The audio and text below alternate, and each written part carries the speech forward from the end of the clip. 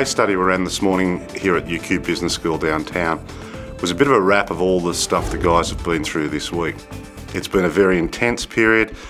They've covered a lot of territory, and the pleasing part was that they were able to implement most of those strategies, at least understand the processes they needed to go through, and they applied many of the principles that were outlined during the course of the week. The case study is a real one, albeit it was spread over 12 years. These guys had 2.5 hours to work through a case study that took 12 years to evolve. They obviously had less information, but despite that, they came up with most of the logic and questions that would need to be asked, and in many cases came up with the answers. Just put transport up there too, but otherwise I'm really happy with that. We've moved people from almost no understanding of supply chain principle, project management, to demonstrating to themselves, most importantly, that the application of that logic does have benefit, is applicable in their circumstances, and probably most importantly, that they're able to do it themselves. Hey, I'm from IGA Distribution. I decided to take on this course to try and take a step back from our operation. Day to day we get caught up in our own environment and focus on what we do and do forget about the rest of the chain. So by coming here I thought I could mingle with other people, get to know their business and better understand the full supply chain process. You can't just provide people with a simple answer. You can't at the end of the day say the answer's X. You actually have to tell them how you got there, because half of this is about education. They got you in the door, your customers got you in the door because they can't actually solve it themselves. So they want to know, if you don't impart that information to them, they can't come to the same conclusion you came to. I'm from Merce Logistics. We're a logistics supply chain organisation who assists other companies in their supply chain needs. The reason for my ambition to be here was to understand what they're really looking for in their business, understanding what's happening in the market and within their organisation, so we can assist them to grow their business while growing ours.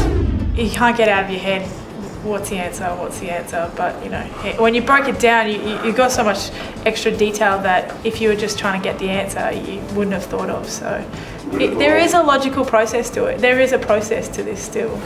For me, going back into my organisation, what I can take back is a very structured process, understanding exactly who it is that I need to engage, how I can engage them, and the tools and techniques that I can use in order to get the right outcome.